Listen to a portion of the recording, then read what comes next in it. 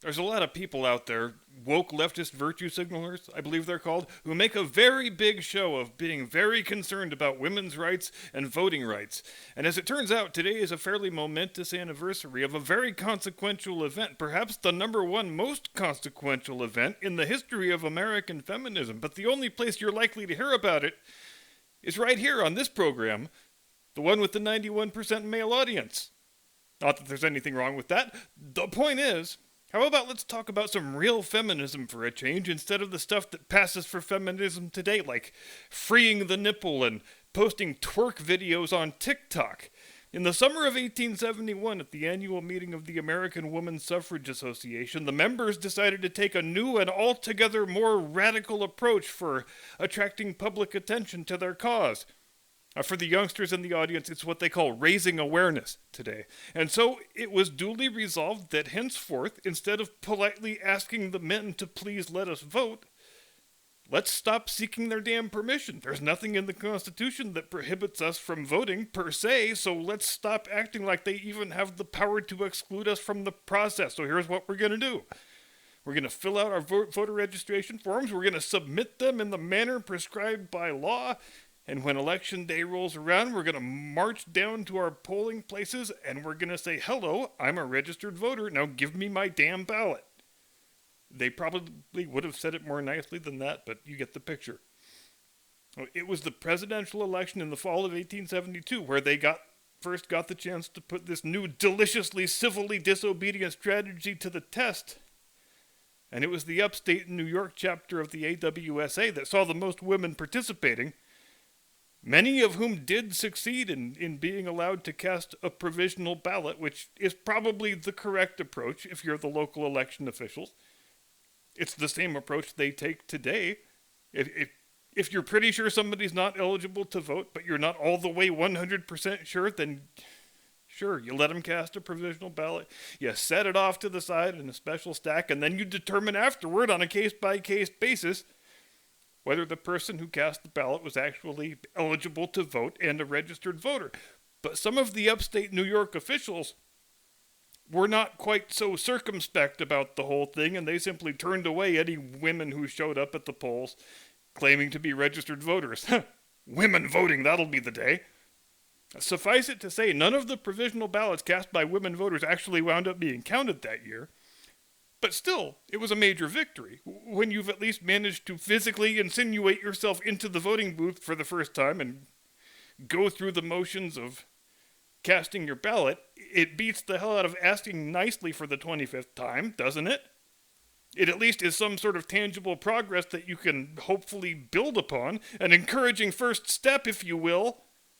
But just as you might expect, there were institutional forces at work, since we are talking about a day and age when there was an actual patriarchy and not just the fictional patriarchy that we always hear about today, who were not very pleased at all about this development and wanted to nip this women voting thing right in the bud. And matters came to a head exactly 150 years ago today, Monday, 18 November 1872, Rochester, New York, when the U.S. Marshal served an arrest warrant at the home of the national president of the AWSA, charging her effectively with vote fraud, with knowingly casting a ballot in a U.S. election despite being ineligible to vote. The lady in question was then clapped in irons and led out to the paddy wagon for the ride down to the federal courthouse, where she was introduced to the prison cell that would be her home for the next 6 or 7 months. And she was then duly arraigned for her alleged crimes, and the date was set on the court docket for a trial that would be known to history as the United States of America versus Susan B. Anthony. Jim Eagle, hit the music.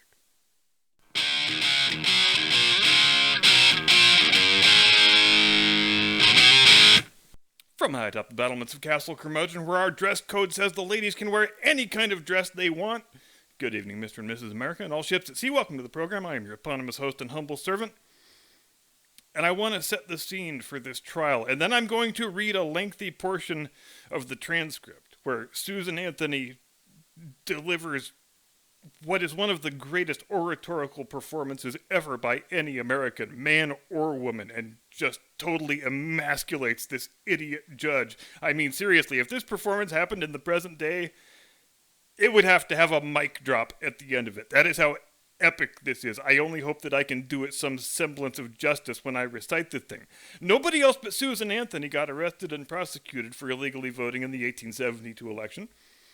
She was the highest profile figure in the women's suffrage movement, and the government decided that they were going to make an example of her. So as to discourage the fairer sex from getting any more wild ideas about being able to vote for and elect their own leaders.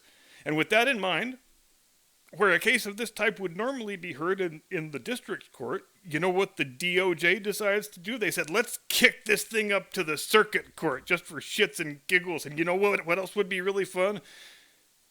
Let's send a U.S. Supreme Court justice to preside over the thing. It'll be great. No woman will ever try to vote again for 100 years after this.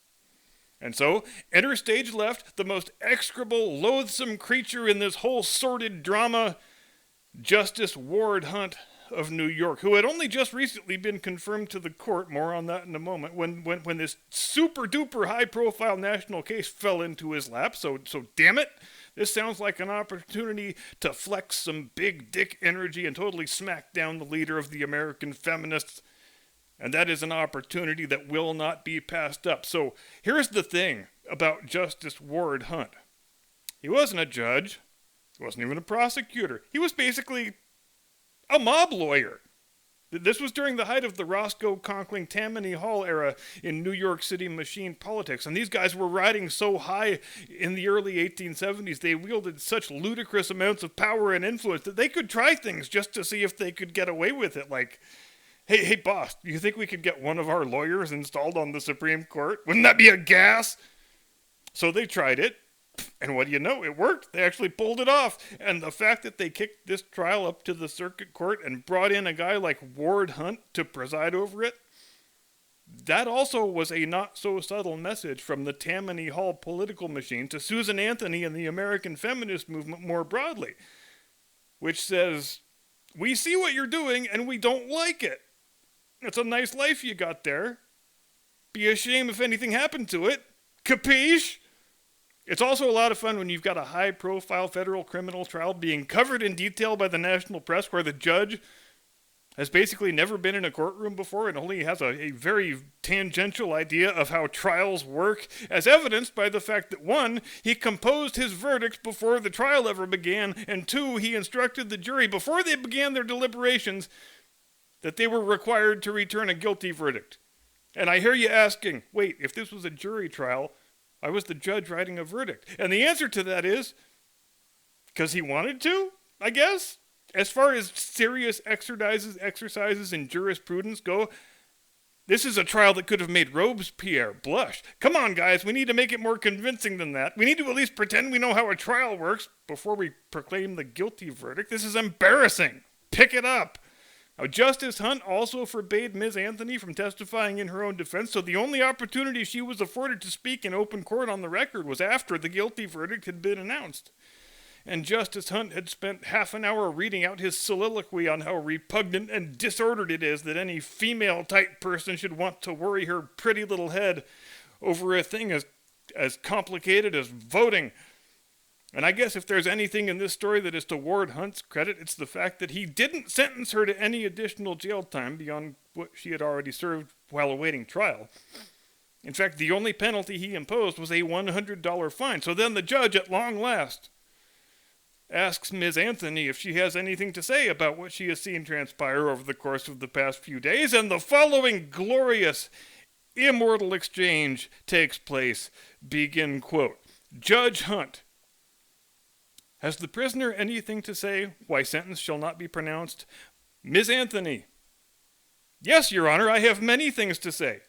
For in your ordered verdict of guilty, you have trampled underfoot every vital principle of our government. My natural rights, my civil rights, my political rights, my judicial rights are all alike ignored. Robbed of the fundamental privilege of citizenship, I am degraded from the status of a citizen to that of a subject. And not only myself individually, but all of my sex are, by your Honor's verdict, doomed to political subjection under this so-called form of government. Judge Hunt. The court cannot listen to a rehearsal of arguments the prisoner's counsel has already consumed 3 hours in presenting. Ms. Anthony.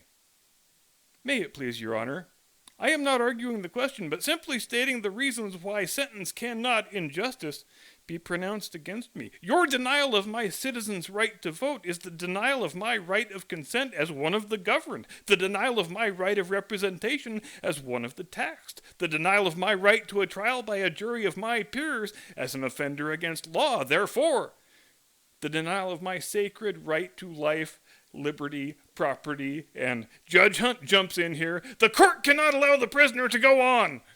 Miss Anthony. But your Honor will not deny me this one and only poor privilege of protest against this high-handed outrage upon my citizens' rights. May it please the court to remember that since the day of my arrest last November, this is the first time that either myself or any person of my disenfranchised class has been allowed a word of defense before judge or jury. Judge Hunt. The prisoner must sit down. The court cannot allow this. Ms. Anthony. All of my prosecutors, from the 8th Ward corner grocery politician who entered the complaint to the United States Marshal, Commissioner, District Attorney, District Judge, Your Honor, on the bench, not one is my peer, but each and all are my political sovereigns. And had Your Honor submitted my case to the jury, as was clearly your duty, even then I should have had just cause of protest, for not one of these men was my peer, but native or foreign-born, white or black, rich or poor, educated or ignorant, awake or asleep, sober or drunk, each and every man of them was my political superior, hence, in no sense, my peer. Even under such circumstances, a commoner of England tried before a jury of lords would have far less cause to complain than should I, a woman, tried before a jury of men. Even my counsel, the Honorable Harry R. Selden, who has argued my case so ably, so earnestly, so unanswerably before Your Honor, is my political sovereign. Precisely as no disenfranchised person is entitled to sit upon a jury and no woman is entitled to the franchise, so none but a regularly admitted lawyer is allowed to practice in the courts, and no woman can gain admission to the bar. Hence, jury, judge, counsel must all be of the superior class. Judge Hunt. The court must insist the prisoner has been tried according to the established forms of law. Ms. Anthony. Yes, Your Honor, but by forms of law all made by men, interpreted by men, administered by men, in favor of men, and against women. And hence Your Honor's ordered verdict of guilty against a citizen of the United States for the exercise of that citizen's right to vote simply because that citizen was a woman and not a man. But yesterday, the same man made forms of law, declared it a crime punishable with a $1,000 fine and 6 months imprisonment for you or me or you of us to give a cup of cold water, a crust of bread, or a night's shelter to a panting fugitive as he was tracking his way to Canada. And every man or woman in whose veins coursed a drop of human sympathy violated that wicked law, reckless of consequences, and was justified in so doing.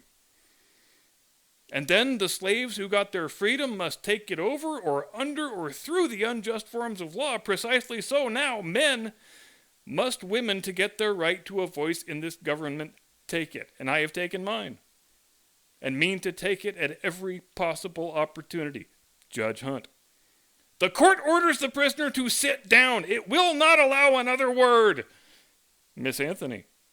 When I was brought before Your Honor for trial, I hoped for a broad and liberal interpretation of the Constitution and its recent amendments that should declare all United States citizens under its protecting aegis, that should declare equality of rights the national guarantee to all persons born or naturalized in the United States. But failing to get this justice, failing even to get a trial by a jury not of my peers, I ask not leniency at your hands, but rather the full rigors of the law.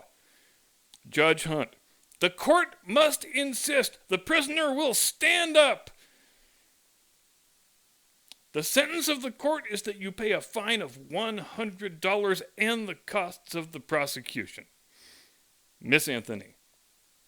May it please Your Honor, I shall never pay $1 of your unjust penalty. All the stock in trade I possess is a $10,000 debt incurred by publishing my paper, The Revolution, 4 years ago, the sole object of which was to educate all women to do precisely as I have done, to rebel against your man-made, unjust, unconstitutional forms of law that tax, fine, imprison, and hang women while they deny them the right of representation in the government. And I shall work on with might and main to pay every dollar of that honest debt, but not a penny shall go to your unjust claim. And I shall earnestly and persistently continue to urge all women to the practical recognition of the old revolutionary maxim that resistance to tyranny is obedience to God. Close quote. Ladies and gentlemen, that is what moral courage looks like. That is what speaking truth to power looks like. That is what it looks like when someone is on the right side of history and they know it, and they know why they know it.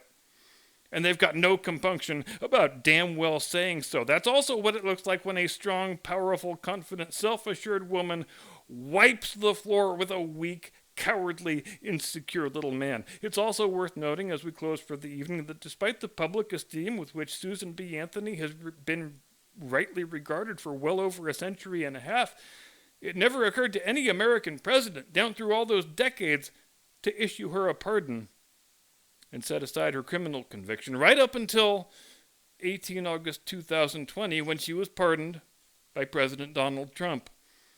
So the next time you are inundated with a load of fake bullshit feminism from the corporate media, look, such and such celebrity wore a see-through thong on the red carpet. That's so brave. Or the next time they tell you that you must celebrate our bumbling buffoon of a vice president just because she was born with fallopian tubes, I want you to spare a thought for Susan B. Anthony and remind yourself what real feminism and a real American hero actually looks like. Because you know what?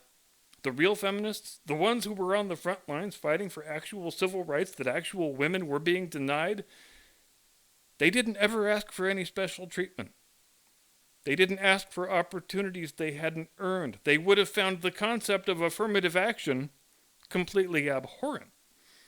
And they sure as hell never tried to cloak themselves in the mantle of victimhood, even though they had every right to do so. Because dignified people don't act that way. Virtuous people don't act that way. Admirable people don't act that way. And courageous people don't act that way. But then we do seem to be suffering these days from an acute shortage of dignified, virtuous, admirable, courageous people made in the mold of Susan Anthony and her compatriots. Thank you very much indeed for watching. I hope everyone had an agreeable week. Here is wishing you an even more agreeable weekend. I will see you Monday. Do not comply. Get off my lawn.